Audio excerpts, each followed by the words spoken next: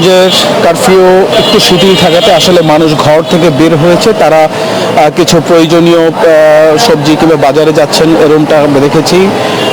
আমি যদি সর্বশেষ পরিস্থিতি আপনাকে অন্যভাবে বলি, সেটা হচ্ছে যে নারায়ণগঞ্জের এই সর্বশেষ পরিস্থিতির মধ্যে আমরা যেটা দেখতে পেলাম যে আসলে ক্ষয়ক্ষতির পরিমাণগুলো এখন ভেসে উঠছে।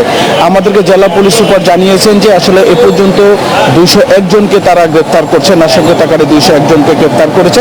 পাশাপাশি যে ক্ষয়ক্ষতি হয়েছে নারায়ণগঞ্জ চিটাং রোড থেকে সাইনবোর্ড এবং নারায়ণগঞ্জ শহর পর্যন্ত, এর মধ্যে প্রায় 8টি সরকারি দপ্তরে আমরা হামলা হয়েছে বলে আমরা দেখতে পেয়েছি। তার মধ্যে আছে হচ্ছে পিবিআই আছে, পাসপোর্ট অফিসের প্রায় 8,000 পাসপোর্ট তারা পুড়িয়ে ফেলেছে এবং গুরুত্বপূর্ণ নথি পুড়িয়ে ফেলেছে। পাশাপাশি তারা কম্পিউটারগুলো লুটপাট করেছে এবং পিবিআই অফিসে তারা হামলা চালিয়েছে। পিবিআই অফিসের 5টি গাড়িতে তারা অগ্নিসংযোগ করেছে। যুব উন্নয়ন অধিদপ্তরে তারা অগ্নিসংযোগ করেছে। পাশাপাশি ইন্ডাস্ট্রিয়াল পুলিশের ব্যারাকে অগ্নিসংযোগ করেছে, আনসার ক্যাম্পের ব্যারাকে অগ্নিসংযোগ করার ঘটনা ঘটেছে। বেসরকারিভাবে যেটা হয়, প্রায় 26টি শীতল এসি বাস তারা পুড়িয়ে ফেলেছে।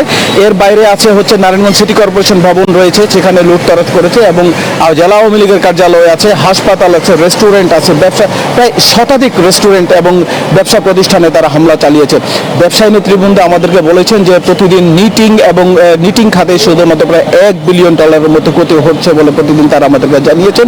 এবং তাদের যে ব্যবসায়িক অর্ডার পাইপলাইনে ছিল, যেটা ইন্টারনেট বন্ধ থাকার কারণে সেই বায়ারদের সাথে তারা আসলে করেসপন্ডেন্ট করতে পারছে না। এতে করে ব্যবসায়িক খাতে এবং রপ্তানি খাতে ব্যাপক নেতিবাচক প্রভাব পড়তে পারে বলে ব্যবসায়ী নেতৃবৃন্দরা আমাদের জানিয়েছেন।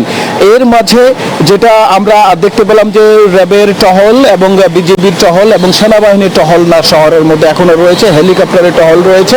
পাশাপাশি আইনশৃঙ্খলা বাহিনী সতর্ক অবস্থায় রয়েছে, ইকো আমরা দেখতে পেয়েছি। তবে ব্যবসায়ীবৃন্দ অচিরেই বলছেন যে তাদেরকে পরিস্থিতি স্বাভাবিক করে যত তাড়াতাড়ি ব্যবসা কার্যক্রম শুরু করে যায় তত দেশের অর্থনীতি ঘুরে দাঁড়াবে বলে তারা আমাদেরকে জানিয়েছেন।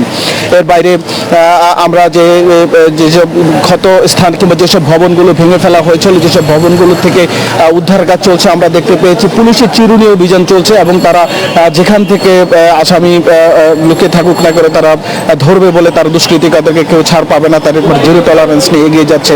আমরা এমনটাই দেখেছি নারায়ণগঞ্জে। তো নারায়ণগঞ্জ থেকে এই ছিল আমার কাছে।